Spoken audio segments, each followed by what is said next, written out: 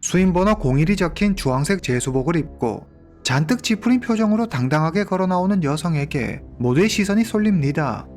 각진 얼굴과 짧은 머리, 남성 같은 포스를 풍기는 여성의 등장에 여기저기에서 카메라 플래시가 터지죠. 이름 시에차이핑. 이 여성의 남편의 형, 아주버님이 충칭의 실세 공화국 부국장 원창이라는 점과 그녀가 젊고 잘생긴 내연남을 16명이나 두었다는 사실이 밝혀지면서 중국의 모든 언론이 그녀를 주목하게 되는데요. 2009년 충칭시 당서기 보시라이가 주도한 대규모 조직범죄 소탕작전, 범죄와의 전쟁을 통해 체포된 조직보스 19명 중 유일한 여성 보스였던 시에차이핑. 그녀는 충칭 전역에 80개가 넘는 불법 도박장을 운영했습니다. 호텔, 나이트클럽, 일반 가정집까지 장소를 가리지 않고 닥치는 대로 도박장으로 개조해 운영하면서 우리 돈 약 210억 원에 달하는 상당한 돈을 모았죠. 놀랍게도 그녀의 시작은 공무원이었습니다. 공무원이었던 그녀가 어쩌다 사람들의 공포에 몰아넣은 범죄 조직의 보스가 됐을까요? 오늘은 충칭의 검은 여왕이라고 불렸던 시에차이핑에 관한 이야기입니다. 오늘 이야기 시작합니다. 시에차이핑 1963년 출생, 당시 나이 46세. 그녀는 충칭시 찌우롱포의 한 평범한 가정에서 태어났습니다. 아버지는 공무원이었지만 월급이 그다지 많지 않아 형편이 그리 넉넉한 편은 아니었죠. 외동딸인 시에차이핑은 부모의 사랑을 독차지하며 자랐습니다. 시에차이핑의 부모는 여유롭지 않았지만 시에차이핑이 원하는 것이라면 그게 뭐든 다 해줬죠. 그런 탓에 시에차이핑은 자기중심적이고 타인에 대한 공감 능력이 부족한 채로 성장했습니다. 1982년 19살이 된 시에차이핑은 대학 입시에 실패합니다. 좋은 대학에 들어가기 위해 재수를 할까 생각도 해봤지만 영 공부에 자신이 없었습니다. 시에차이핑의 아버지는 어떻게 해야 할지 갈피를 못 잡는 딸에게 공무원을 해보는 건 어떻겠냐며 세무서에 일자리를 마련해주죠. 관시, 즉 한마디로 낙하산이었습니다. 세무서에서 일하게 된 시에차이핑은 월급이 만족할 만큼 풍족하지는 않았지만 공무원이라는 사회적 위치도 나쁘지 않았고 안정적인 생활도 할 수 있어 나름 일에 만족하며 열심히 다녔습니다. 1983년 시에차이핑은 우수한 업무 성과를 달성해 여러 차례 표창장도 받고 우수 직원으로 선발되기도 했죠. 업무 능력과 든든한 뒷배 덕분에 그녀는 어린 나이에 세무서장으로 승진합니다. 어느덧 30이 되고 일도 자리를 잡자 이제 좋은 사람을 만나 결혼하라며 주위에서 너도 나도 사람을 소개해주죠. 시에차이핑은 친척의 소개로 원빈을 만나게 됩니다. 원빈은 키가 작고 뚱뚱하고 못생겼습니다. 시에차이핑은 못생긴 원빈이 너무 싫었죠. 더 이상 관계가 발전하는 걸 원치 않았지만 양가 부모의 설득으로 몇 번 더 원빈을 만나보기로 합니다. 한두 번 더 만나보니 나이도 비슷하고 의외로 성격도 잘 맞는 것 같아 결혼하기로 하죠. 두 사람은 결혼해서 딸을 한 명 낳습니다. 시에차이핑은 행복했고 모든 것이 순조로웠죠. 적어도 이때까지는 그랬습니다. 1995년 시에차이핑이 32살이 되던 해 남편 원빈의 형 원창이 충칭시 공화국 부국장으로 승진합니다. 원창이 중간에서 힘쓴 덕에 시에차이핑은 충칭시 세무국으로 자리를 옮기게 되죠. 그리고 가족과 함께 충칭 핵심지로 이사합니다. 새로운 곳으로 이사오게 된 시에차이핑은 지금까지와는 완전히 다른 환경에 당황하죠. 이곳 사람들의 교육열은 상상을 초월했는데요. 시에차이핑 부부 역시 딸이 경쟁에서 뒤처지지 않게 부랴부랴 학원도 보내고 가외도 시킵니다. 자신은 대학을 나오지 못했지만 딸만큼은 꼭 좋은 대학에 보낼 거라며 교육에 열을 올리죠. 충칭시 세무국으로 옮기면서 월급이 많이 오르긴 했지만 남들 하는 만큼은 해야 한다는 생각에 이거저거 시키다 보니 들어가는 돈이 한두 푼이 아니었습니다. 어느새 모아둔 돈의 3분의 2를 써버리죠. 시에차이핑은 어떻게 하면 돈 걱정 없이 더 나은 삶을 살 수 있을지 진지하게 고민합니다. 하루는 시장에 장 보러 가는 시에차이핑의 눈에 한 가게 앞에 길게 늘어선 줄이 들어옵니다. 늘 사람들로 붐비는 허거 가게 손님들이었죠. 저 가게는 진짜 떼돈 벌겠군. 이때 문득 시에차이핑의 머리를 스치는 생각이 있었습니다. 이 사람도 했는데 나라고 못할 건 뭐지? 시에차이핑은 바로 행동에 들어갑니다. 그녀는 주변에 돈을 빌려 호거 가게를 차립니다. 결과는 대성공이었죠.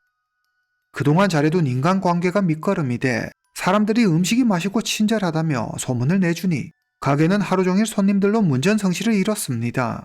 말 그대로 돈을 쓸어 담았죠.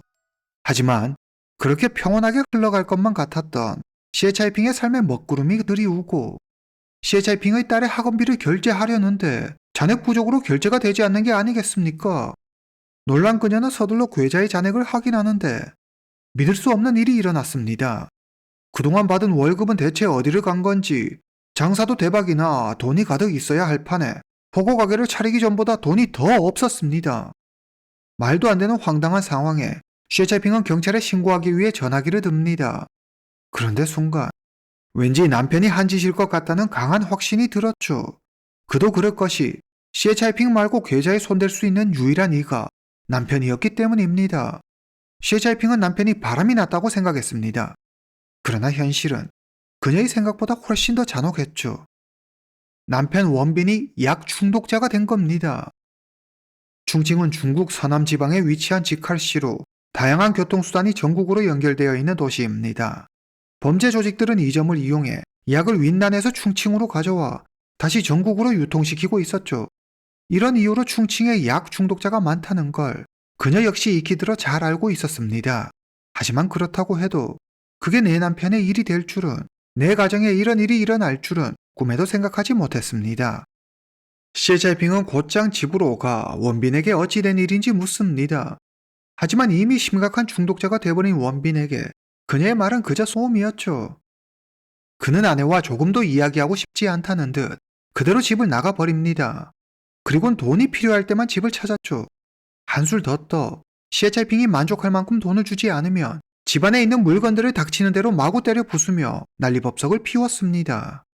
시에차이핑은 처음에는 진심으로 남편이 약을 끊을 수 있게 도와줬지만 이미 중독이 되어버릴 대로 되어버린 중독자의 귀에는 아무것도 들리지 않았습니다. 시에차이핑은 회사 일에, 가게 일에, 게다가 딸 케어까지 버거운 현실에 점점 지쳐가고 있었습니다. 삶의 무게에 잔뜩 짓눌려 숨조차 쉬기 힘들었던 시에차이핑을 지옥 같은 현실에서 구원해준 구세주가 등장합니다. 그런데 그 구세주가 애석하게도 도박이었죠. 그녀는 현실을 벗어나기 위한 쾌락으로 도박을 선택합니다.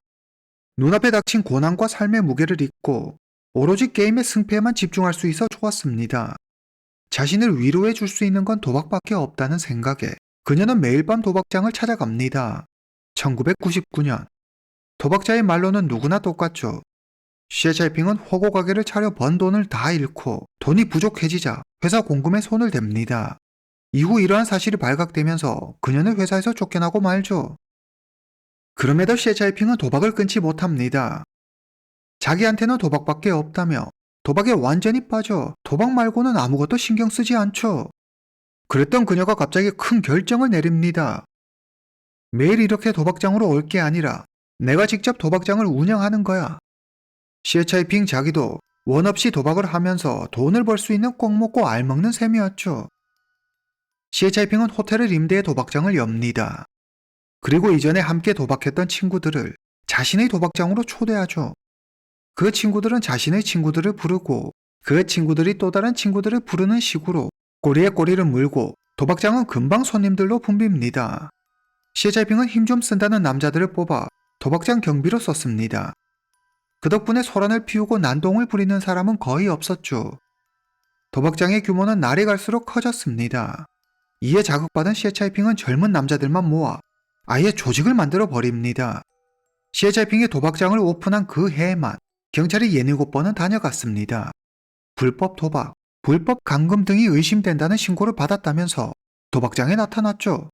그러나 시에차이핑의 뒤에는 당시 총칭 권력의 최정점에 있었던 공안국 부국장 원창이 버티고 있었기 때문에 경찰이 수십 번을 찾아오던 수백 번을 찾아오던 그녀에게는 사실 아무 위협이 되지 않았습니다. 게다가 시에차이핑이 알아서 경찰 간부들을 찾아가 미리 뇌물을 바치고 자기 편으로 만들어 두니 경찰 수사는 그저 형식일 뿐 그녀의 앞을 막을 수 없었습니다. 시에차이핑은 지금까지와는 비교도 할 수 없을 만큼 정말 어마어마한 돈을 법니다. 하지만 사람의 욕심은 끝이 없다고 하죠. 그녀는 더 큰 돈을 벌 방법이 없을까 궁리하다가 돈이 다 떨어져 할 수 없이 게임을 그만두고 도박장을 떠나는 사람들을 보게 됩니다. 대부분 도박에 중독된 자들이라 그 손에 돈만 쥐어준다면 뭐든 다 할 기세였죠. 시에차이핑은 그들에게 담보를 받고 돈을 빌려줍니다. 한마디로 불법 고리 대금업을 시작한 거죠. 시에차이핑은 돈맛을 보면 볼수록 인간애를 잃고 점점 더 잔혹해졌습니다. 그녀는 도박장에서 돈을 잃은 사람들에게 집문서는 물론이고 신체 일부, 가족까지 담보로 받아 높은 이자로 돈을 빌려주고 돈을 제때 갚지 못하면 그들이 담보로 맡긴 것들을 피도 눈물도 없이 처리하거나 팔아버렸죠. 2000년 현지 도박꾼들 사이에서 모르는 사람이 없을 정도로 시에차이핑의 도박장이 엄청 유명해집니다. 하루에 걷어들이는 돈만 10만 위안에 달했을 정도였죠. 2009년 시에차이핑은 충칭 전역에 80개가 넘는 도박장을 운영합니다. 그녀는 도박장을 운영하면서 몇 년 만에 1억 위안이 넘는 엄청난 돈을 벌어들였죠. 그녀는 충칭시의 밤을 지배하는 검은 여왕이 됩니다. 진정한 도박왕이 된 거죠. 10년 전까지만 해도 평범한 공무원에 지나지 않았던 그녀가 지금은 누구도 함부로 건드릴 수 없는 존재가 되어버렸습니다. 시에차이핑의 도박장이 잔인한 운영 방식으로 악명을 떨치자 중국 공안부에서도 그녀를 주시하기 시작합니다. 2008년 8월 14일 저녁 한 경찰관이 도박꾼으로 위장해 시에차이핑이 운영하는 도박장에 잠입합니다. 경찰의 잠입 수사를 공안국 부국장인 원창이 모를 리가 없었죠. 원창은 이 사실을 시에차이핑에게 미리 알려주었고 시에차이핑은 경찰을 어떻게 처리할지 고민에 빠졌습니다. 막대한 부와 강한 힘을 가진 시에차이핑은 무서울 게 없었죠. 그녀는 자신의 조직원을 시켜 잠입한 경찰을 포대에 담아 교회의 한 건설 현장으로 데려갑니다. 그리고 6시간 동안 무차별적으로 때리기 시작했습니다. 경찰은 코뼈와 갈비뼈가 부러지고 온몸에 멍이 드는 심각한 부상을 입죠. 시에차이핑은 그에게 짧은 경고를 남기고 자리를 떠납니다. 경찰이 조직원에게 당해 병원에 입원했다는 사실이 알려지자 경찰은 시에차이핑의 조직을 상대로 대대적인 소탕 작전을 벌입니다. 경찰은 정보가 새어나가지 않게 디데이를 정하고 소수의 인원만 비밀리에 움직이지만 매번 실패로 끝이 나고 맙니다. 매번 그들의 계획은 원창의 귀에 들어가고 경찰이 어떻게 해볼 틈도 없이 원창이 미리 손을 써버리니 시에차이핑을 도통 잡을 수 없었습니다. 원창의 지시에 따라 시에차이핑은 아예 모습을 감춰버립니다. 경찰은 그녀를 찾기 위해 온갖 방법을 다 동원하지만 원창의 도움으로 피신해 있는 그녀를 찾는 일은 거의 불가능에 가까웠죠. 시에차이핑의 은신처를 찾는데 골머리를 앓던 경찰은 한 가지 좋은 생각을 해냅니다. 시에차이핑의 내연남 러시안의 뒤를 밟자 경찰은 시에차이핑의 내연남 러시안의 집 근처에서 잠복합니다. 2009년 7월 13일 저녁 한 차가 낡은 아파트 단지로 들어섭니다. 운전석에 경찰이 그토록 애타게 찾고 있던 시에차이핑이 타고 있었습니다. 경찰은 재빨리 차량을 급습해 시에차이핑을 체포합니다. 경찰은 러시안을 포함한 시에차이핑의 16명의 내연남을 찾아내죠. 시에차이핑은 20대 초반의 젊고 건장한 남성들을 비서 또는 운전기사라고 속이고 채용해 자신의 성적 욕구를 채우는 놀이개로 이용하고 있었습니다. 시에차이핑은 고급 호텔에 머물며 매일 밤 남자들을 바꿔가며 쾌락을 즐기고 있었습니다. 그리고 그 대가로 내연남들에게 고급 차와 명품 등을 선물했죠. 16명의 내연남 중 시에차이핑이 가장 아끼고 사랑한 내연남이 바로 러시안이었죠. 러시안이 시에차이핑으로부터 받은 파격적인 대우와 선물은 당시 재판에서도 큰 화제가 됐습니다. 시에차이핑은 자신의 최애 내연남에게 랜드로버, 페라리 등 수억 원대의 외제차와 고급 명품 옷, 고가의 시계 등을 선물했습니다. 그녀는 러시안을 단순한 잠자리 상대로만 취급하지 않고 진짜 애인처럼 대해주었죠. 물질적인 선물뿐만 아니라 자기가 운영하는 도박장 중 일부를 직접 관리, 운영할 수 있는 권한까지 줘 그가 개인적으로 부를 축적할 수 있게 도왔습니다. 시에차이핑이 대놓고 러시안을 편애했기 때문에 조직 내에서도 러시안을 실세로 통했죠. 시에차이핑과 러시안 두 사람의 관계는 생각보다 깊었습니다. 경찰의 소탕 작전이 시작되고 경찰이 조직원들을 잡아들이자 다른 내연남들은 모두 도망치기에 바빴습니다. 그러나 러시안만은 끝까지 그녀 곁에 남아 그녀를 지켰죠. 법정에서 시에차이핑은 러시안에게 불리한 진술은 모두 거부하며 모든 건 자신의 짓이었고 러시안은 그저 자기가 시키는 대로 했을 뿐이라고 주장했습니다. 러시안 역시 시에차이핑을 감싸는 듯한 발언을 하며 연인을 지키는 모습을 보이지만 결국 최후 변론에서는 자신의 시에차이핑에게 속아 이 세계에 발을 들인 것뿐이라며 선처를 호소합니다. 시찰핑의 내연남이 무려 16명이나 됐다는 사실이 알려지자 사람들은 이해가 가지 않았습니다. 아무리 중독자라고 하지만 남편이 버젓이 있는데 형 원창이 이걸 내버려 뒀다고? 원창이 시찰핑의 바람을 몰랐을 수도 있다고 하는 이들도 있었지만 충칭의 살아있는 권력인 원창이 모를 확률은 0%에 가까웠죠. 당시 충칭에서 일어나는 일은 모두 원창의 손바닥 안에 있었습니다. 사실 원창도 시찰핑 못지않게 엄청나게 바람을 피웠죠. 더하면 더했지 덜하지는 않았을 겁니다. 원창은 시찰핑의 행동을 꾸짖거나 바로 잡으려 하지 않고 오히려 자신과 비슷하다며 시찰핑을 이해하고 아꼈다고 하죠. 시찰핑이 충칭에서 겁없이 불법 도박장을 운영하고 고리대금업을 하며 막 나갈 수 있었던 건 원창의 덕이 컸습니다. 원창이 뒤에서 그녀를 봐줬기 때문에 법 같은 거 신경 쓰지 않고 맘대로 휘젓고 다닐 수 있었죠. 하지만 든든한 뒷배였던 원창이 사형을 선고받고 사라지자 시찰핑도 곧바로 검거돼 재판장에 서게 됩니다. 2009년 11월 3일 충칭시 제5중구민민법원에서 재판이 열립니다. 재판부는 시찰핑에게 범죄 조직 운영, 도박장 개설, 불법 구금, 약물 흡입 방조, 뇌물수수 등 5개 혐의로 유기징역 18년과 벌금 102만 위안을 선고합니다. 내연남 러시아는 유기징역 4년 6개월과 벌금 20만 위안을 선고받습니다. 시찰핑에게 뇌물을 받은 파출소 소장 황일방, 부소장 곽승에게는 각각 13년, 12년형이 선고되죠. 그 외 관련자들은 1년에서 13년 사이의 징역형을 받습니다. 재판이 끝나고 교도소로 이송되기 전 시찰핑은 교도관들에게 어처구니 없는 요구를 합니다.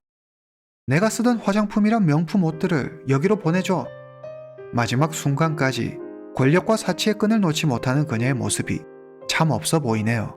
오늘 이야기는 여기까지입니다. 다음 시간에 뵙겠습니다.